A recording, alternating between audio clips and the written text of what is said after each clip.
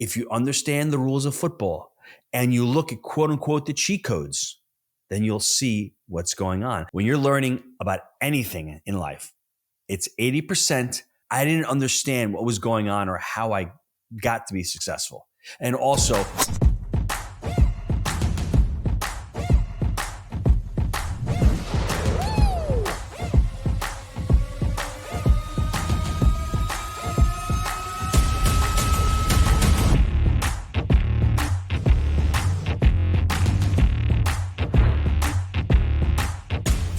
hello and welcome. My name is Gino Barbaro, one of the co-founders of Jake and Gino. And in this video today, we're going to be discussing my top 5 recommendations for books that you need to read when you're getting into multifamily real estate.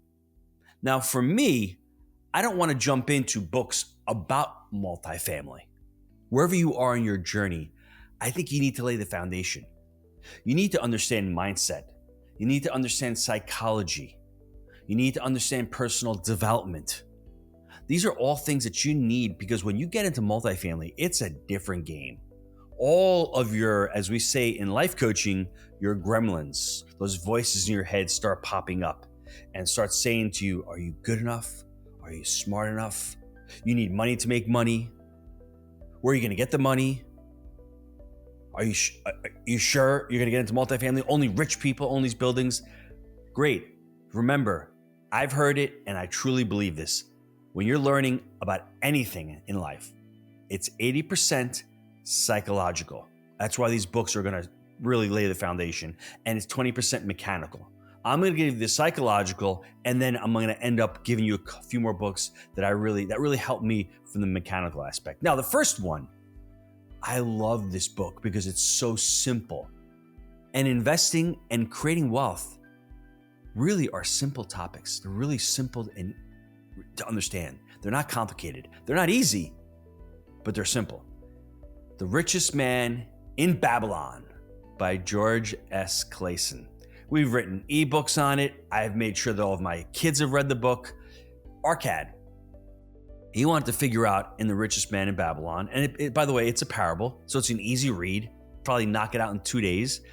It just gives you laws and rules of money and understanding whether you're buying a single family home, whether you're getting into a multifamily or buying a business. These laws apply universally. Starting a financial freedom account, putting money aside, having money to buy a property, invest in a property, having CapEx, whatever it is, not giving money to shysters, making sure that you're continuing to reinvest in yourself. These are all things that Richard Clason talks about in The Richest Man in Babylon. Please, if you haven't read it, make sure you read it. And if you've read it, whip it out and read it again. It'll just show upon you that if you give yourself some time and give yourself some grace, you can become successful in multifamily. It's not going to happen overnight. It took Jake and myself 18 months to find that first deal. 18 months.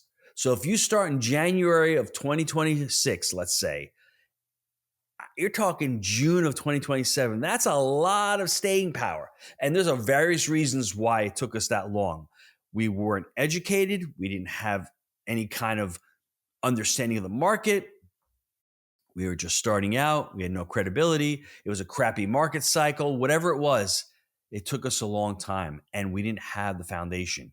But once we did, things started taking off after that. Now, the second book, and listen, I've interviewed probably, I would say, we've done over 1,000 podcasts on the Jake and Gino show, on the Julian Gino podcast, on these how-tos. I've interviewed over 1,000 guests. And Jake likes to ask, hey, what book really helped you out? Or what book have you read that just changed your life? And I don't want to say 50%, maybe more, mention Robert Kiyosaki's book, Rich Dad, Poor Dad. Now, once again, the book is about why. The book is about a mind shift. The book is about income expenses, understanding how the wealthy make money, understanding that they're investing in assets and not liabilities, knowing the difference. If you haven't read the book, it is another parable, well written, easy to understand. Why are you doing it? Not how. But once again, if you're going to buy multifamilies, you need to understand these. They're pretty basic concepts, but these are things that we aren't taught in school. That's the problem. It may seem so simple. Oh, Richest Man in Babylon. Well, what high school or college course have you taken that's telling you to put 10% of your money set aside? I never took one that's told me that. I never took one that told me that there's 4 quadrants: investor, business, employee, small business owner. Never had that. Never learned that. That book will open your eyes and you will feel as if you've been scammed for a lot of part of your life. That's what happened when I read it. I read the book and I said to myself, crap, I've been working for others. I have not been saving my money and buying assets. I thought I was buying assets, but I really wasn't buying an assets. I was buying a lot of liabilities. So read Rich Dad, Poor Dad. Now, this third one, I love this author, Morgan Housel. He's written a couple of books, but the first book that he wrote, The Psychology of Money, really put me on a different path. Because not only, was I making more money and quote unquote being more successful, I didn't understand what was going on or how I got to be successful.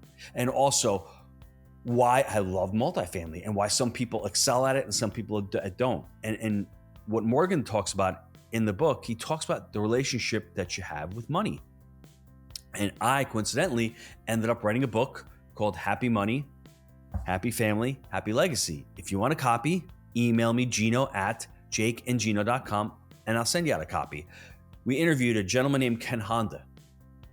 He wrote a best-selling book called Happy Money. He sold, I think, 8 million copies of it. It's incredible what he's done. That led me down that rabbit hole because I had read The Psychology of Money. I'm like, Ken Honda's book is great. Understanding what money is. It's just a tool. It's just a result. Multifamily is just a vehicle. What does your persona of money look like? If you're somebody who needs to have action constantly, well, multifamily may not be the way for you. It's pretty slow. It can be pretty boring at times. We're not doing 10 transactions a month. We may be doing 2 or 3 deals a year, especially if you're buying bigger assets. So understanding what the psychology of money, what money means to you, and how you view money is so important. So if you want a copy of my book, just email me, gino@jakeandgino.com, and I'd love to send you a copy. Now, this next one is a classic. I don't care what anybody says or how they feel. My opinion is that all of today's gurus, whether, and I don't want to use that term in a negative connotation, or let's say thought leaders, let's say people who are in the personal development space, they've all ripped off from this author. It's Napoleon Hill's Think and Grow Rich. It's a great book. It's amazing. He's basically interviewed all of these wealthy people. It took 25 years of his life to do it. People thought he was nuts, but people like Edison, Carnegie, Vanderbilt, Schwab, he's interviewed all of these people, put all of their content and all their successes in this book, and now you're seeing a lot of the stuff come out into today, whether it's talking about being a mastermind, whether it's looking at a problem and trying to, when you look at the problem, you're trying to say, how do I transform this problem? And you're seeing all of these individuals' habits and talents and what it takes to make money. And he shares that with you in that book. And I'm telling you, all of the people in the personal development space, in one way or another, have adopted and used a lot of his stuff. So please take the time out. Go out and read Think and Grow Rich if you haven't already. And this last book about laying the foundation, we wrote a book called Baby Money Soldiers. Baby Money Soldiers is another one of those books that doesn't have anything to do directly with multifamily, but it has to do with basic financial intelligence, basic financial knowledge. It has to do with the rules of money. When you understand that money is a game, just like football, if you understand the rules of football, and you look at quote unquote the cheat codes, then you'll see what's going on. And it's very funny. Whatever venture you're in, whatever business you're in, there are clues out there. I'll give you 2 examples. One of them is pretty facetious, but I thought it was pretty funny. Governor of Florida basically said, I've got a cheat code. I know what I have to do in Florida. I just look at states like California and New York, and I do the opposite. Now, to me, that's his rule. It's been working out pretty well for him. I actually enjoyed that. And it's the same thing in sports. If you look at a sports franchise or a team that's done really, really well, you say, what have they done? Don't try to reinvent the wheel. Success is out there. Success leaves clues.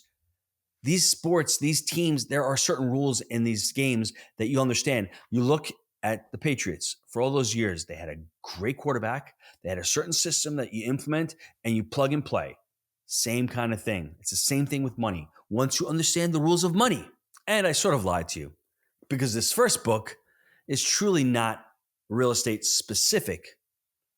It's life specific. It's a skill that you use on a daily, maybe not even daily, maybe hourly basis. It's negotiation. Now go to the Jake and Gino podcast, Google Chris Voss. We've interviewed Chris, I think 3 times. We've interviewed his son. We've interviewed a couple of his team members. He actually spoke at one of our seminars. Never Split the Difference is a phenomenal book. I've read the book 3 times. I've taken copious notes. If you want my notes from the book, just email me. Once again, my email is gino@jakeandgino.com, and I'll send you out my notes on the book. It was phenomenal. The book is great. There's so many different strategies. And you may be saying to yourself, well, Gino, why do I need to have a negotiation book? I want to learn multifamily. Well, to become a really excellent investor in multifamily, that first pillar, remember, it's buy right, finance right, manage right. Well, that first pillar is the buy right. If you want to learn how to buy properties properly, you're going to have to learn how to negotiate well. And it's not always getting the best price. I'm not going to go into this lesson. Go watch the videos that we've done with Chris Voss. But it's not only just buying properties, but it's also negotiating with vendors, negotiating with employees, negotiating with the residents that are going to be taking up your properties. Understanding that, reading that book, and becoming a really great negotiator will change your life completely. Now, this next book was written by one of our former coaches. The book is called Creative Cash. Phenomenal book. Bill Ham did a great job writing that book. If you go on and you start reading the book, it's like, okay, this is seller financing. It's master lease options. It's how to get into a deal creatively. But it's not just that. We talk about negotiation, our SPY technique. We also talk about the 3 pillars of real estate. Now, if you want to get more information on how to become a multifamily investor, just go to wheelbarrowprofits.com, schedule a call with one of the team members, see if you're a great fit. You want to learn more on how to become a multifamily investor? Just go to wheelbarrowprofits.com and schedule a call with them. There's so much to learn as far as the mindset, but in this Creative Cash book, we really lay out, and Bill does a great job of laying out the strategies involved in investing, seller financing, master lease options, and all the different techniques in multifamily real estate. Now, this last book, one of my early mentors early on, I had just gotten out of buying a residential deal. It was a 3-unit. Then I ended up buying a strip mall. I'm like, I'm done with this. I want to get into multifamily. And I stumbled upon a gentleman named Dave Lindahl, Multifamily Millions. He's written 2 books, I think. The 2 books back then, early, mid-2000s, there weren't that many people out there teaching real estate. These 2 books by Lindahl completely revolutionized the way I looked at real estate, the way I looked at multifamily. Now, he's more of a syndicator, but the content in his books, it's still relevant today. Okay, now you may have AI, you may have different spreadsheets, but all the stuff he talks about as far as job growth, population growth, analyzing a market, raising capital, underwriting deals, it's all relevant to today. Go check out Dave Lindahl. I think you'll really love his books. Now, to recap what I've talked about, you may be saying to yourself, once again, Gino, I'm just going to jump right into multifamily. Please, I want you to create the foundation. I want you to have a strong foundation as far as your mindset, because times will get tough. Your septic fields are going to blow. You're going to have a resident that trips, falls, and is going to sue you. You're going to have employees that are stealing from you. Understanding how to deal with all of that and having a strong mindset is going to help first and foremost. And then after you have that and you're building the foundation, jump into the mechanics of it. Remember the 80-20 rule, 80 psychological, 20 mechanical. I want to wish you good luck in your multifamily ventures. My name is Gino Barbaro, one of the co-founders of Jake and Gino, and I'll see you on next week's How To. Thanks, everyone. Thanks for tuning in. If you enjoyed today's video, be sure to like and subscribe so you'll never miss another episode.